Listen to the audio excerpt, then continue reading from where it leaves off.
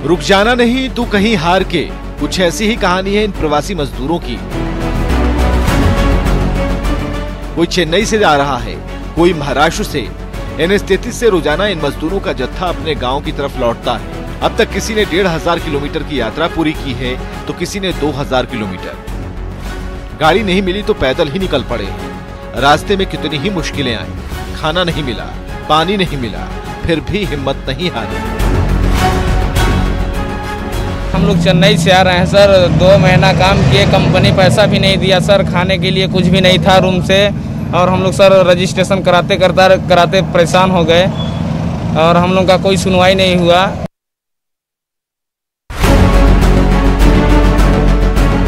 कोई टैक्सी से चला आ रहा है तो कोई ट्रक की छत पर सैकड़ों मील लंबा सफर कर रहा है। यह सासाराम में राष्ट्रीय राजमार्ग का नजारा है। लॉकडाउन के दौरान प्रवासी मजदूरों की घर वापसी का सिलसिला लगातार जारी है। रास्ते में कितनी भी मुश्किलें आए फर्क नहीं पड़ता। भूख प्यास नहीं झुका सकती, कड़ाके की गर्मी भी इरादा नहीं डिगा सकती। किसी को बिहार शरीफ जाना है तो किसी को नालंदा। रस्सी के घेरे में कैद ये सभी 30 मजदूर बाल बच्चों के साथ मुंबई से लौटे हैं। ऑटो पर 5 दिन का थकान भरा सफर कर अपनी मंजिल तक कैमूर पहुंचे, लेकिन घर नहीं जा पाए। गांव वालों ने इन्हें गांव के बाहर ही पेड़ के नीचे क्वारंटाइन कर दिया और रस्सी से घेरेबंदी कर दी। गुहार लगाने के बावजूद इन तक अभी भी किसी तरह की सरकारी मदद नहीं पहुंच सकी है। ऐसे में इन्हें घर से खाना मंगाकर खाना पड़ रहा है। गवर्नमेंट की तरफ से, सरकार की तरफ से या पंचायत की तरफ से कोई भी हम लोग को सहायता नहीं मिला। दुख सहते हुए, प्रॉब्लम सहते हुए हम लोग अपने घर में, यहाँ पर दूसरे घर है उसमें हम लोग क्वारंटाइन हुए हैं। और सभी क्वारंटाइन सेंटर को ब्लॉक हेडक्वार्टर से 5 किलोमीटर के अंदर में ही हमने बनाया है और वहाँ पे उनके रहने का, आवासन का, भोजन की व्यवस्था, साथ ही उनको अलग से कुछ सामग्रियाँ दी जाएगी, जैसे थाली, गिलास। लॉकडाउन ने बिहार के पूर्व कृषि मंत्री नरेंद्र सिंह को किसान बना दिया है। सुबह उठकर गौशाला में मवेशियों की देखभाल करते हैं, फिर ट्रैक्टर लेकर निकल पड़ते हैं खेतों की ओर। पिछले 2 माह से राजनीति से दूर उनकी यही दिनचर्या है। दरअसल लॉकडाउन से पहले ही वो जमुई के खैरा प्रखंड स्थित अपने पैतृक गांव पकरी आ गए थे और तभी से खेतीबाड़ी कर अपना समय गुजार रहे हैं। वो कहते हैं कि खेती से उनका लगाव शुरू से रहा है। लॉकडाउन ने उन्हें इसका मौका भी दे दिया है। जो आए हुए मजदूर भारत के विभिन्न प्रदेशों में कार्यरत थे, लौटे हैं। अगर वो चाहेंगे तो बिहार अकेले इस देश का नंबर 1 किसान खेती के मामले में पूरे भारत में अपना एक रिकॉर्ड, एक कीर्तिमान स्थापित कर सकता है। सरकार इस पर ध्यान दे।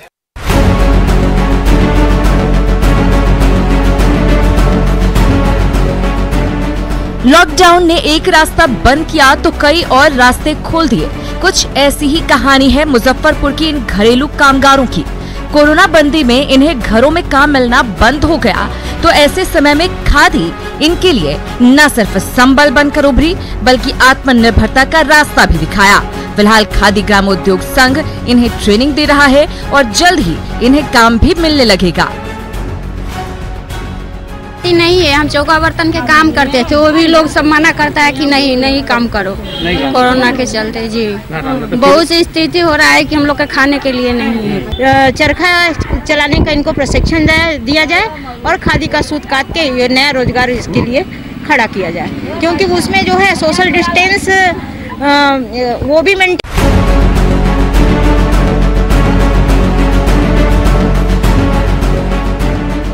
हुनर के बल पर कोई हालात को अवसर में बदल दे तो वो समाज के लिए मिसाल से कम नहीं है। कोरोना काल से पहले कटिहार के चौक चौराहों पर गन्ने का रस बेचकर अपना पेट पालते थे मिथिलेश, लेकिन कोरोना बंदी ने उनका रोजगार छीन लिया।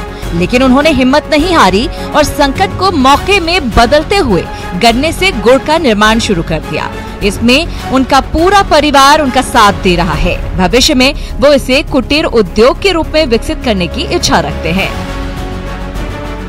जूस बना के बेचते थे, मार्केट में घूम घूम के जगह जगह कहीं लगा के जूस बेचते थे। और लॉकडाउन होने की वजह से जा नहीं पा रहे हैं बाजार, तो ये जो है कि काफ़ी हमें नुकसान हुआ इसके। घर उछल जाता ठीक ठाक लाइफ, उसी से न चलाते हैं किसी हाल से। संतुष्टि होता है, परदेश नहीं जाना पड़ेगा। बाहर तो नहीं है कोई गया, सब घर में अपना है, अपना मिलजुल के बनाते हैं। संतोष है ना? हाँ, तो क्या करेंगे, सब परिवार मेरा साथ में है तो संतोष है ना, है बाहर में तो नहीं है। केंद्र सरकार के कोरोना पैकेज से एक बार फिर देवघर में हर्बल खेती को बढ़ावा मिलने की उम्मीद जग गई है। दरअसल त्रिकूट पहाड़ के पास औषधीय पौधों का भंडार है। साल 2004 में यहाँ न सिर्फ 30 एकड़ में लेमन ग्रास की खेती शुरू हुई, बल्कि इससे सुगंधित अर्क बनाने के लिए प्लांट भी खुला। लेकिन बाद में ये सब विभागीय उदासीनता की भेंट चढ़ गया। ऐसे में हालिया आर्थिक पैकेज से एक बार फिर किसानों के चेहरे खिल उठे हैं। ये प्लांट एक बार चालू हुआ, इसके बाद दोबारा फिर बंद हो गया, फिर कभी भी चालू नहीं हुआ और ये अभी तक बंद पड़ा हुआ है। उस प्लांट का यदि जीर्णोद्धार संभव है और उससे कितना वह हमारे किसानों के लिए लाभकारी होगा, इन पूरी संभावनाओं को हम लोग देखेंगे।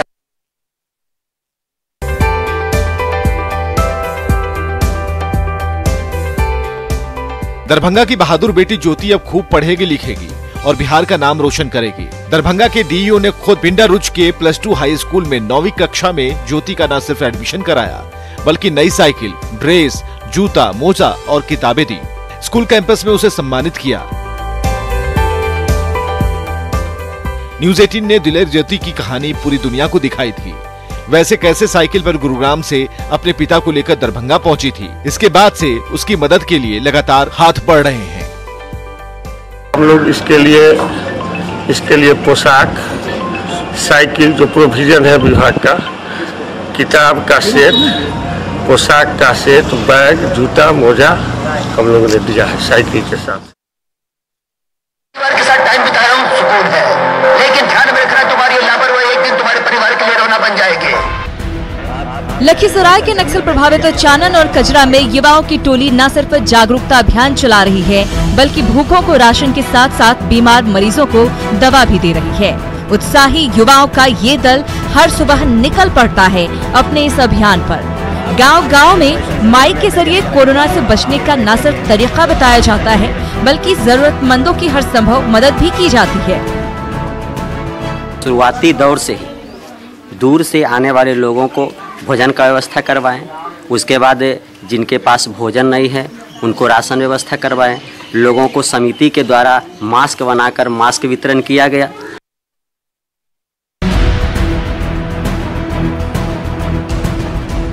गुमला के युवा अपनी पॉकेट मनी से हर दिन बड़ी संख्या में भूखे बच्चों और बुजुर्गों को खीर पूड़ी खिला रहे हैं। रोजाना सुबह खाना तैयार कर ये युवा ऑटो से निकल पड़ते हैं उन गलियों की ओर जहां अब तक कोई सरकारी मदद नहीं पहुंची। सोसो से लेके हल्दम चट्टी, सीलम, डुमरडीह जैसे गाँव में जैसे ही इनकी ऑटो पहुँचती है, भूखे लोगों की कतार लग जाती है। सबको बारी बारी से भरपेट भोजन दिया जाता है। जिनके पास खाने के लिए 2 वक्त का भोजन उपलब्ध नहीं हो पाता है, तो वैसे लोग बहुत सारे हैं। हम लोग 10 गांव में लगभग डेली दोपहर का खाना, भरपेट खाना हम लोग खिला रहे हैं और उसमें भी सप्ताह में अलग अलग दिन अलग अलग मेनू बदल करके हम लोग खिला रहे हैं। कभी खीर पूड़ी खिला रहे हैं, कभी पूड़ी सब्जी खिला रहे हैं, कभी चावल दाल सब्जी खिला रहे हैं, कभी खिचड़ी खिला रहे हैं। सामाजिक संगठनों का काफ़ी सहयोग मिला।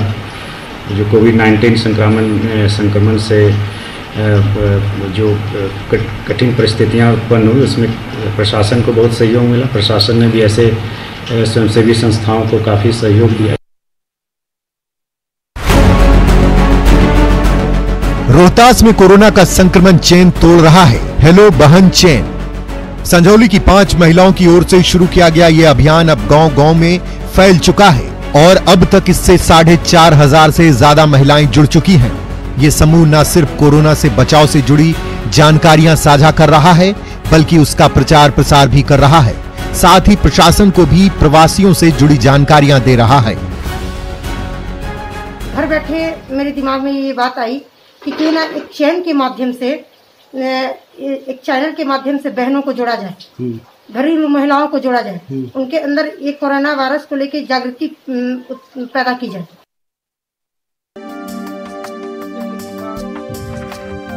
सरायकेला टाटा मुख्य मार्ग पर बसे मुड़िया गांव के किसान कोरोना बंदी में भी अच्छी आमदनी कमा रहे हैं। हाट बंद हैं, बाजार बंद हैं, लेकिन यहाँ के किसानों की कमाई बंद नहीं हुई।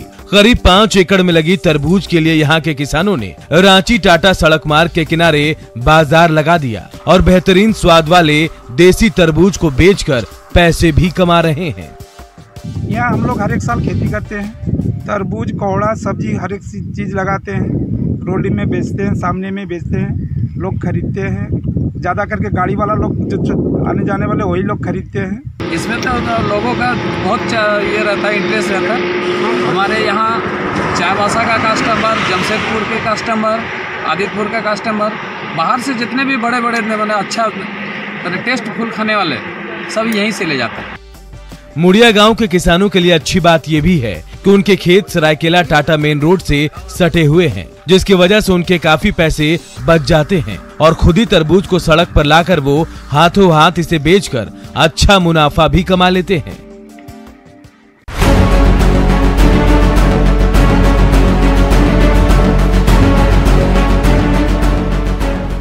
जिन हाथों ने कड़ी मेहनत से टमाटर और बैंगन की फसल तैयार की थी, वही हाथ आज इसे बर्बाद करने पर मजबूर हैं। दरअसल लॉकडाउन के चलते न सिर्फ सब्जियों की दुकानें बंद पड़ी हैं, बल्कि गाड़ियों की आवाजाही ठप रहने से बाढ़ के खेतों में तैयार हरी भरी सब्जियां बाहर नहीं जा पा रही हैं। इससे सब्जी उत्पादक किसानों की कमर टूट गई है और वो अपने हाथों से इन सब्जियों को बर्बाद कर रहे हैं। जो सब्जी बेचने वाला जो ठेला वाला ये सब है ढंग से बेचेगा तब ना। हम लोग को गाड़ी तो इधर उधर जा नहीं रहा। हम लोग का सब्जी आता था दरभंगा, मधुबनी, झाझा, पटना, सब जगह जाता था। कोरोना बंदी के चलते नवादा का सर्राफा बाजार ठप पड़ गया है। ज्यादातर ग्राहकों ने लग्न का ऑर्डर कैंसिल करा दिया है। लॉकडाउन 4 में भी स्वर्ण व्यवसाय खोलने की इजाजत नहीं मिलने से रही सही उम्मीदें भी टूट गई हैं। दरअसल महाराष्ट्र के सैकड़ों स्वर्ण कारीगर पिछले 40 साल से नवादा में रहकर अपनी जीविका चला रहे हैं। कई मजदूर तो यहीं के होकर रह गए हैं, लेकिन लॉकडाउन ने उनके सामने कोई रास्ता नहीं छोड़ा है। हमारे पास पैसा वगैरह नहीं है तो हम कहाँ से जाएंगे, इसलिए हम यहीं रुके हैं। खाने में नहीं मिल रहा है कुछ, और सरकार से बस यही निवेदन है कि जल्द से जल्द काम शुरू किया जाए। बहुत दिन से रोजगार इन लोगों का बंद है। 3 महीना से लॉकडाउन के वजह से कारीगर प्लान करके जो भी इनके पास जमा पूंजी था, जो ग्राहक ऑर्डर दिए थे बनाने के लिए, सब वापस ले रहे थे। वापस लेने के बाद इनके पास कुछ बचा नहीं, इस वजह से लगातार प्लान। लॉकडाउन ने हिंदू, जैन और सफा धर्मावलंबियों की संगम स्थली ऐतिहासिक मंदार पर्वत की रौनक छीन ली है। लक्ष्मी नारायण मंदिर में सन्नाटा है, गलियां सूनी हैं और दुकानों पर ताले लटके हैं। ऐसे में दुकानदारों के सामने भुखमरी की नौबत आ गई है। मंदार में पौराणिक लक्ष्मी नारायण मंदिर तो है ही, ये जैन धर्म के 22वें तीर्थंकर वास्तु पूज्य का जन्म स्थल भी है। ऐसे में आम दिनों में पर्यटकों से गुलजार रहने वाले मंदार में आज सन्नाटा पसरा है।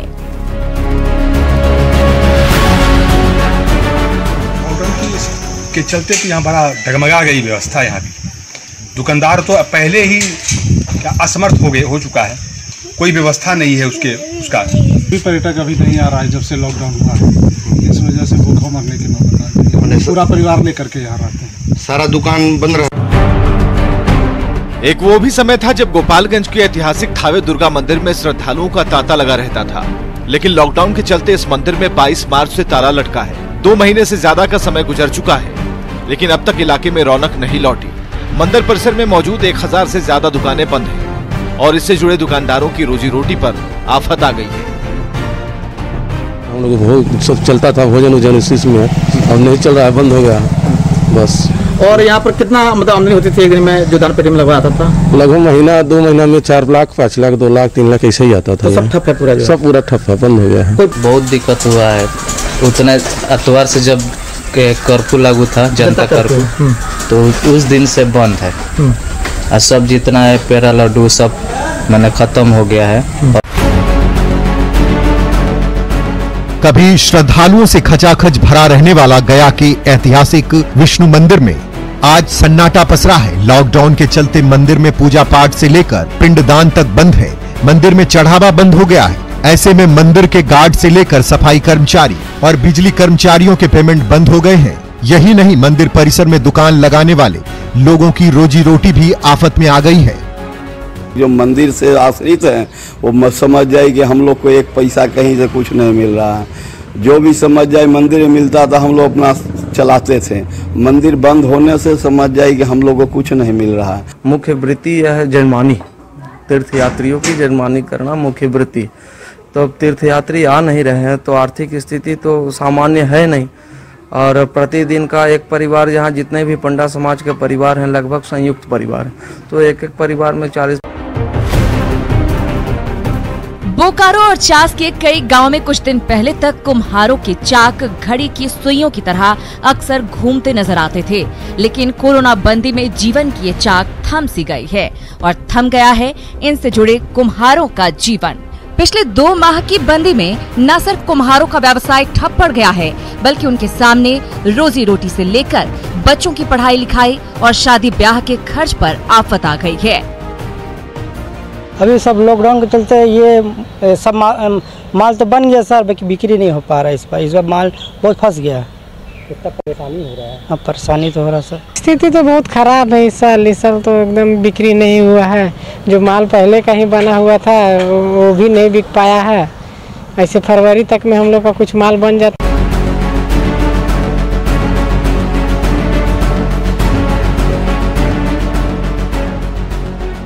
लॉकडाउन के चलते जमशेदपुर में 14,000 से ज्यादा ऑटो के पहिए थम गए हैं। ऐसे में पिछले 2 माह से कमाई ठप है और ऑटो ड्राइवर न घर का किराया दे पा रहे हैं और न परिवार चला पा रहे हैं। लौह नगरी में झारखंड ही नहीं, बिहार और यूपी के हजारों ऑटो ड्राइवर रहते हैं, लेकिन कोरोना बंदी ने इन सब की गृहस्थी को बर्बाद कर दिया है। ऐसे में इन ऑटो ड्राइवर्स ने सरकार से आर्थिक पैकेज देने की मांग की है। आज 2 महीने से लोग लॉकडाउन में सफ़र कर रहे हैं, जिसमें इन लोगों के बच्चों के फीस, अपने परिवार का भरण पोषण, गाड़ी के कागजात के पेपर और EMI जैसे बहुत सारी समस्याएं से लोग जूझ रहे हैं। ऑटो बंद है, जो भी थोड़ा बहुत पैसा था वो सब खा खू के ख़त्म हो गया।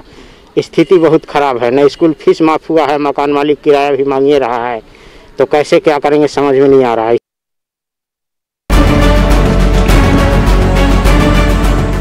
परदेश से सैकड़ों मील दूर अपने गांव लौटे लातेहार के प्रवासी मजदूरों को काम मिलने लगा है। फिलहाल 770 गांवों में मनरेगा से जुड़ी योजनाएं शुरू हो गई हैं, जिसमें से 3500 से ज्यादा मजदूरों को काम मिल गया है। कुछ और योजनाएं भी जल्द शुरू होने वाली है। दरअसल हाल की कोरोना बंदी में 12,000 से ज्यादा मजदूर लातेहार लौटे हैं, जबकि 2600 से ज्यादा नए जॉब कार्ड बने हैं। ऐसे में सबको रोजगार देने की पहल शुरू की गई है। हम लोगों ने उसको काम दिया, तो इस तरह से हम लोग प्रयास कर रहे हैं कि जो सरकार का मनरेगा के अंतर्गत जो एक इसको अभी वृहद चैलेंज के तौर पे लिया गया है कि ताकि मतलब हर हाथ को काम दिया जा सके, तो वो हम लोग कर रहे हैं। प्लस 3 नए जो लॉन्च हुए हैं योजनाएं, तो उनके अंतर्गत भी लोगों को बागवानी वगैरह।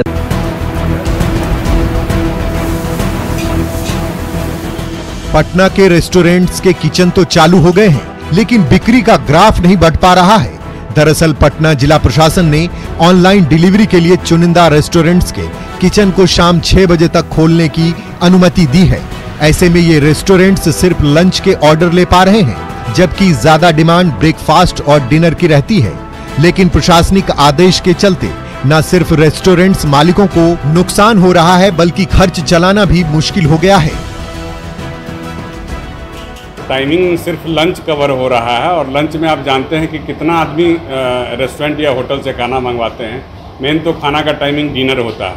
अगर इसको सर 10 बजे के जगह आप 12-1 बजे से लेके और 9 बजे रात तक कर दिया जाता, तो शायद मतलब रेस्टोरेंट चल पाएगा। कि लंच और डिनर हमारा कस्टमर बेस होता है। लंच में क्या है कि हम सर्विस तो दे रहे हैं, लेकिन डिनर का सर्विस हमें मिल नहीं पा रहा है, क्योंकि लोग डिनर रात में 9 बजे।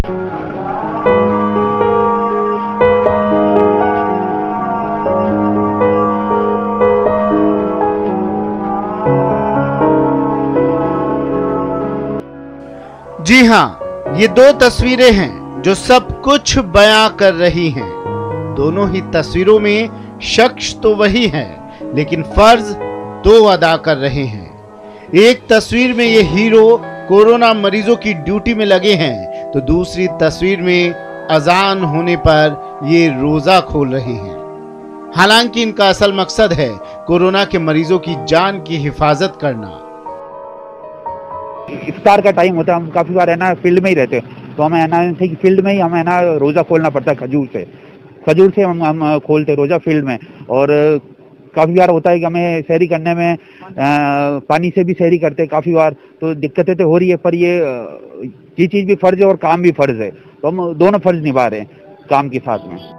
कोविड-19 की रैपिड रिस्पांस की इस टीम में इनके अलावा गैर मुस्लिम भी हैं, जो कदम से कदम मिलाकर साथ देते हैं और सर्वधर्म समभाव का पैगाम भी दे रहे हैं।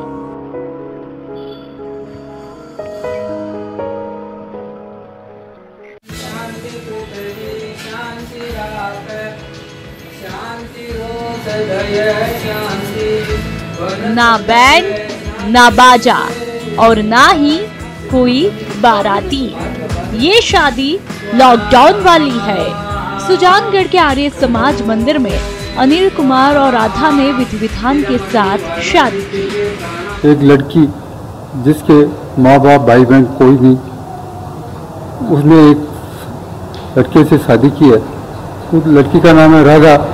उसको मैंने मिलाया उसके अनिल से, तो मेरी खुशी का ठिकाना नहीं। मेरा बहुत साथ दिया, मैं इनका शुक्रिया अदा कैसे करूं। इन्होंने मेरा जीवन साथी मेरे अनिल से मुझे मिलाया है। आर्य समाज मंदिर की तरफ से दोनों को विवाह का प्रमाण पत्र सौंपा गया, साथ ही उनके उज्जवल वैवाहिक जीवन की कामना की। जब से कोरोना का प्रकोप बढ़ा है, ऐसा लगता है कि कोरोना की वजह से आत्माएं भी भाग गई हैं। ये कोटा का सबसे जाना माना MBS अस्पताल है और यहाँ आत्माओं पर कोरोना भारी पड़ रहा है। दरअसल कोरोना के डर से आत्माएं भी अस्पताल छोड़ रही हैं। जी हाँ, ये हम नहीं कह रहे हैं, कोरोना काल से पहले की तस्वीरें बयां कर रही हैं। ये तस्वीर संक्रमण के दौर से ठीक पहले की है। देख सकते हैं आप, यहाँ लोग मृतकों की आत्मा को ले जाने के लिए धार्मिक अनुष्ठान कर रहे हैं, लेकिन अब इस पर रोक लग गई है। तो ये जो आत्मा वाले हैं, मुझे लगता है ये कोरोना के डर से आत्मा जो पकड़वाने के लिए साथ में भोपे वगैरह आते थे, तो वो उनको नहीं मिल